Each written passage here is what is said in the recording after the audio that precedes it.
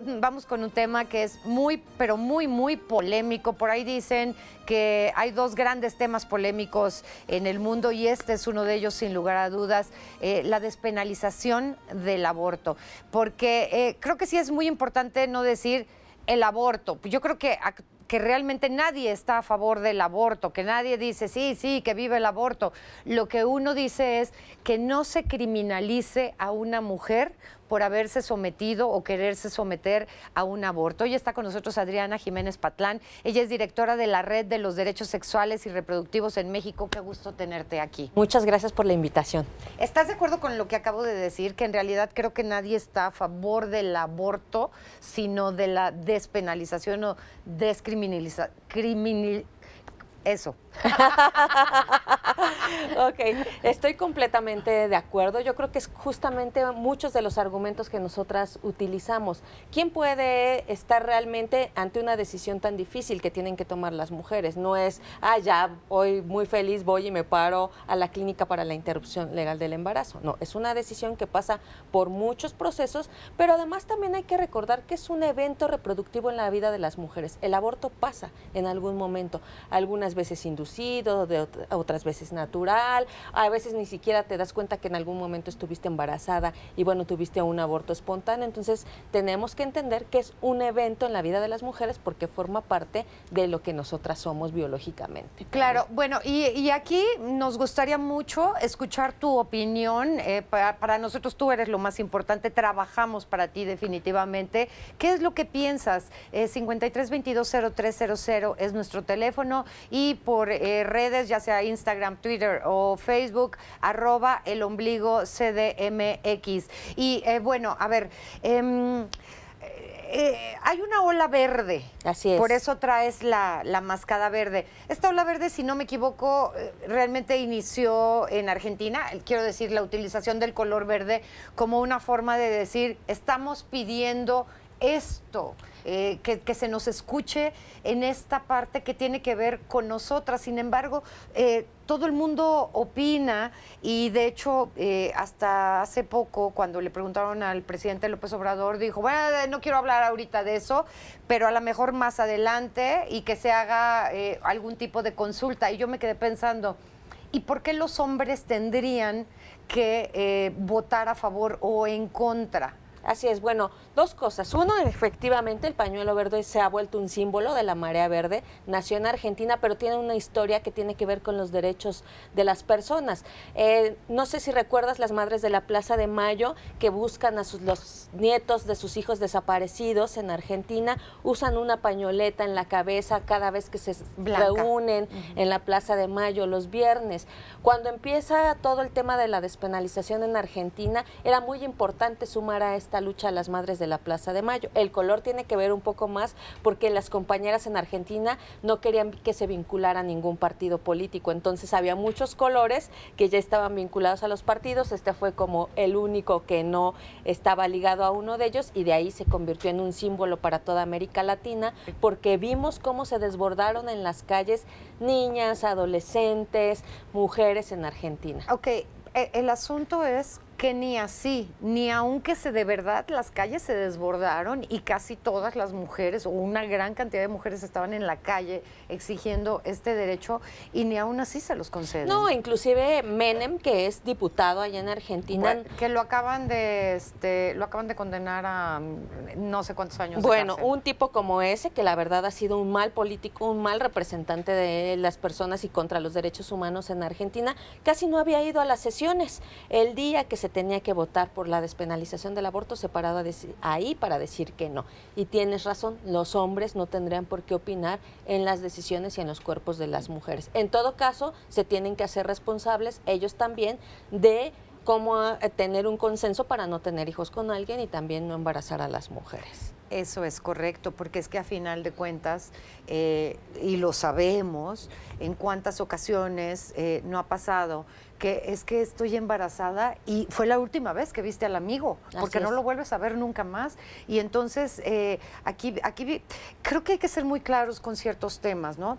A favor de la vida todos estamos. Por supuesto. O sea, digo, difícilmente podemos conocer a alguien que esté a favor de la muerte, ¿no? Así es. A favor de la vida todos estamos. Ahora, ¿de qué vida estamos hablando? ¿De qué calidad de vida es de la que estamos hablando? Claro, nosotros estamos a favor de la vida digna de las mujeres, que no se criminalice, que no estén de por medio en riesgo su vida y su salud. Cuando hablamos de la despenalización del aborto, estamos hablando de un tema de justicia social y tiene que ver con eso. Queremos que cada persona que llegue a este mundo sea querido, deseado, etcétera, pero desafortunadamente no pasa, porque también sabemos que en nuestro país existe mucha violencia sexual. Desafortunadamente sabemos que hay 600,000 violaciones al año en nuestro país. La mitad de esas violaciones ocurren en los hogares.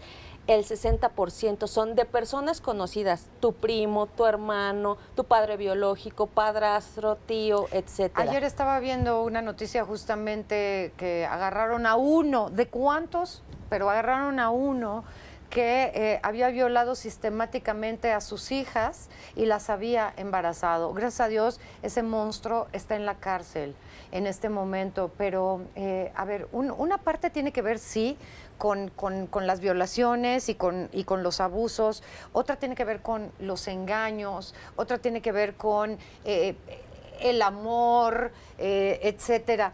Pero a final de cuentas, el resultado, haya sido como haya sido, el resultado sigue siendo un embarazo.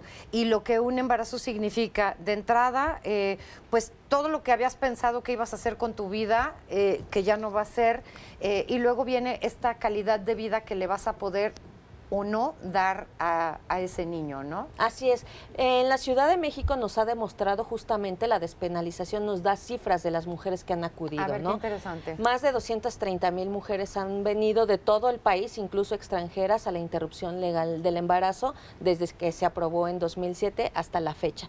Y ahí nos puede dar cuenta de que las mujeres, por ejemplo, de qué estados vienen, si eran solteras. Muchas te sorprendería, casi el 40% de las mujeres que vienen a la interrupción están unidas con alguien, casadas o viviendo en unión libre. Por ejemplo, el 85% son mujeres católicas, es decir, aunque son religiosas, vienen a la interrupción legal del embarazo en la Ciudad de México. Entonces nos habla, como te digo, de un evento reproductivo en la vida de las mujeres. Nosotros tenemos una plataforma en internet que se llama Focos, es www.focos.org.mx, y ahí las mujeres hablan precisamente de lo que significó para ellas el aborto.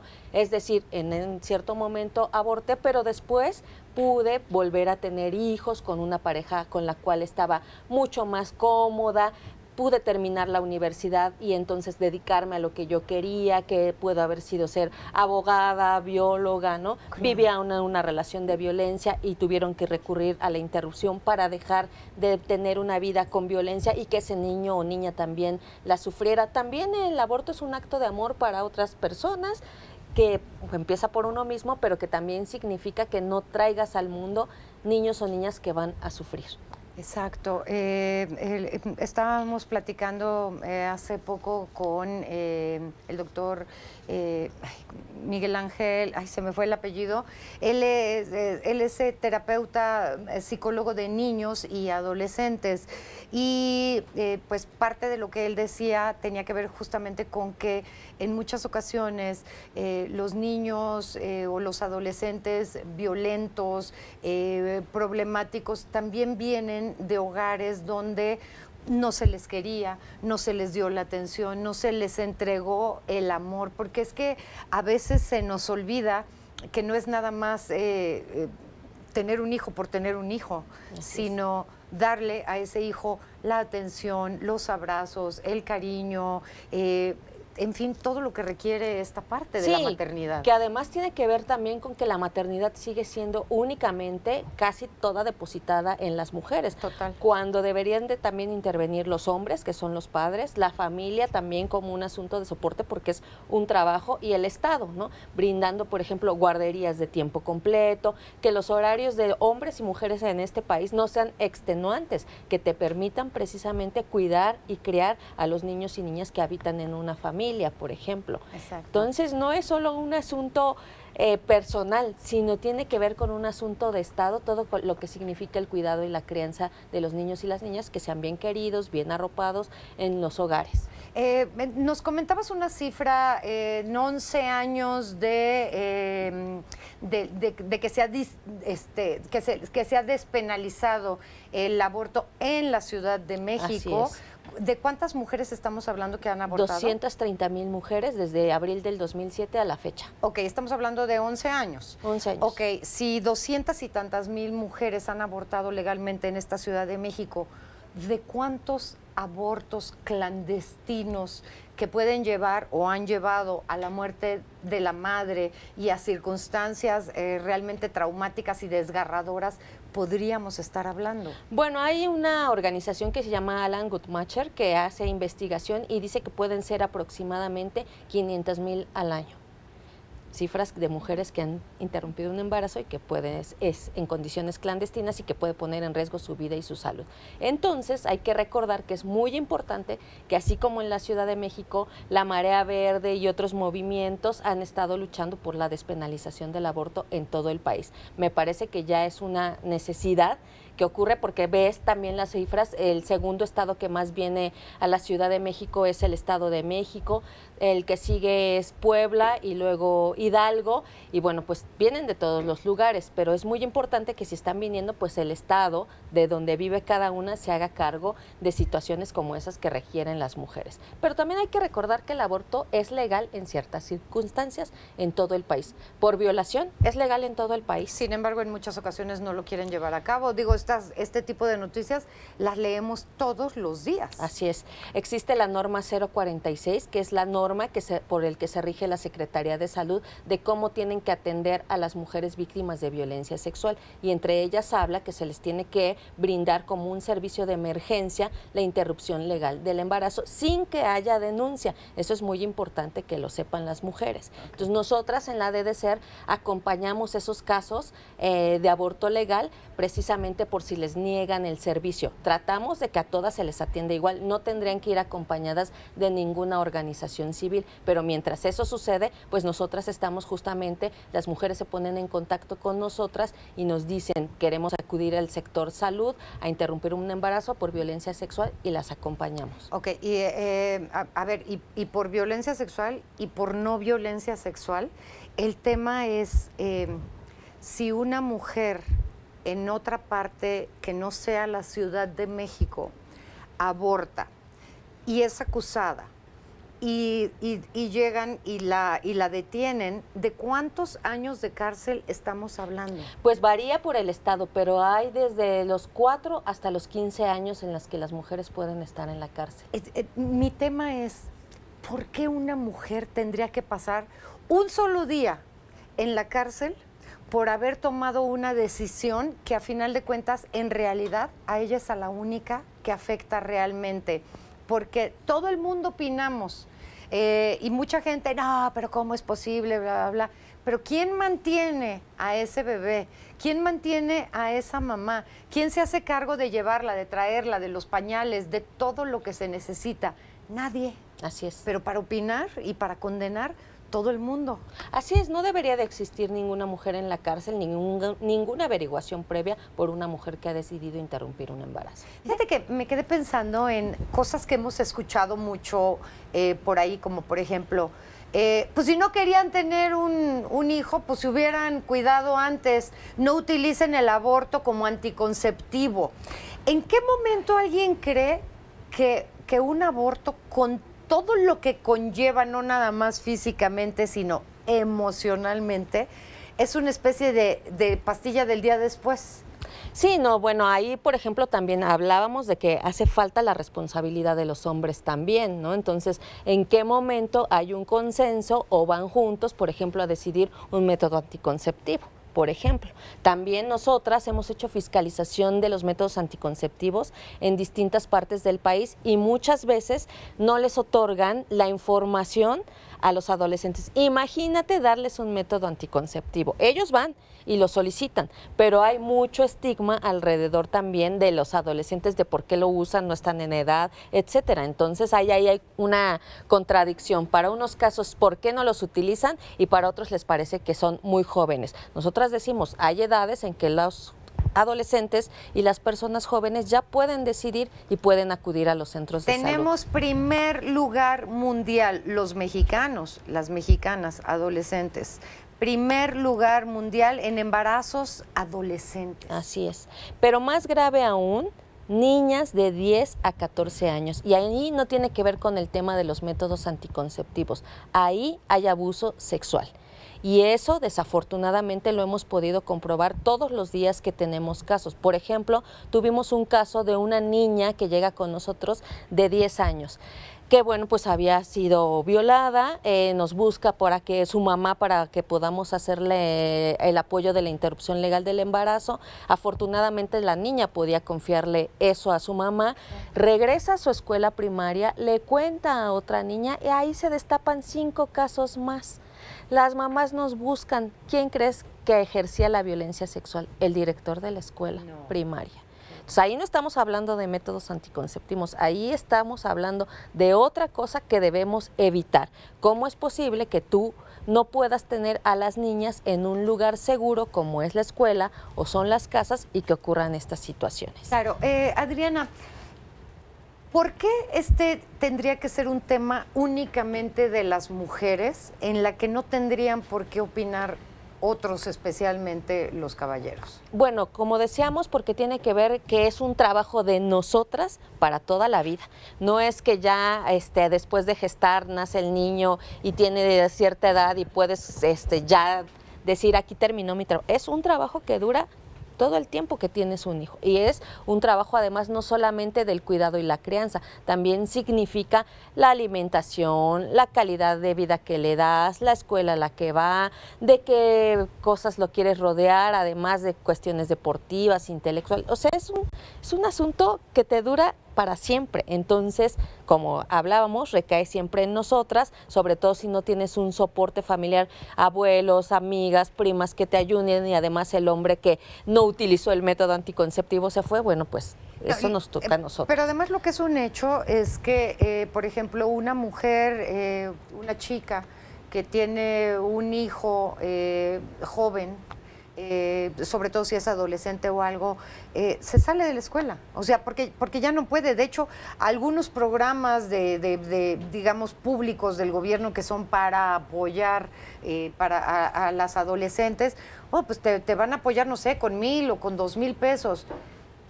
¿Qué? O sea, ¿para cuánto te alcanza eso?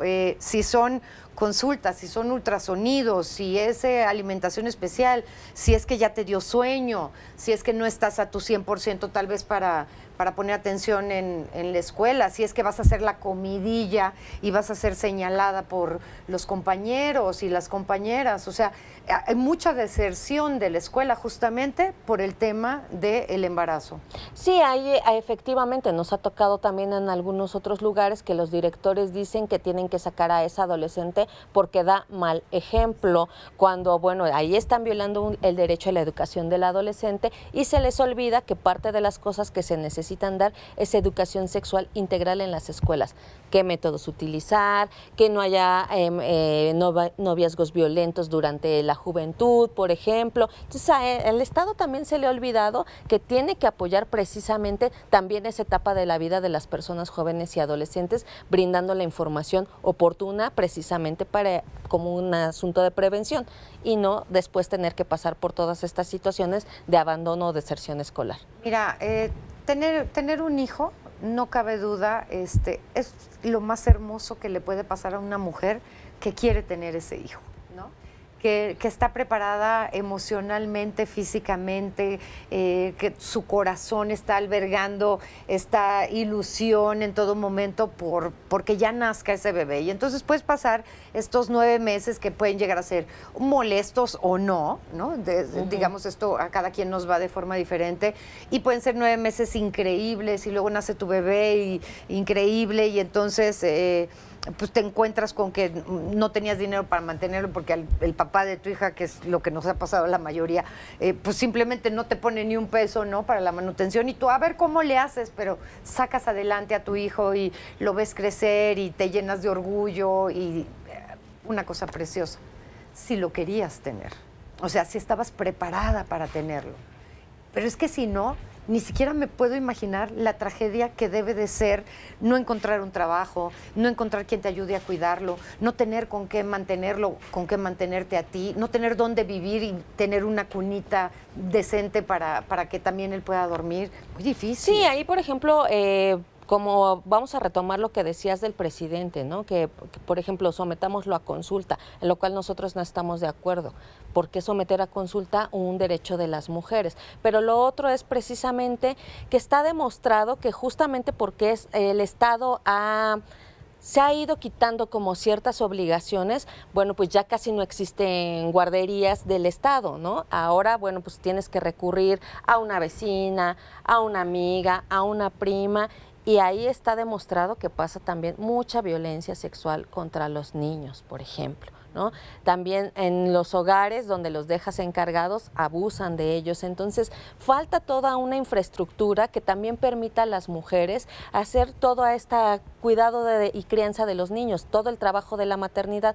¿Dónde está el Estado poniendo todas las condiciones para que esto no ocurra? Para que las mujeres no viajen 2 horas o 3 del Estado de México a la capital y tener que dejar encargado a sus niños en otros lugares donde pues estamos pensando que puedes tener confianza en alguien, pero ¿y si no? ¿Qué pasa? Cuando deberías de tener pues una estancia, una guardería, que la seguridad social te dé precisamente que cumpla con toda la vigilancia, todos los requerimientos para que ese niño pueda ir creciendo conforme a la edad le va dando, ¿no? Okay.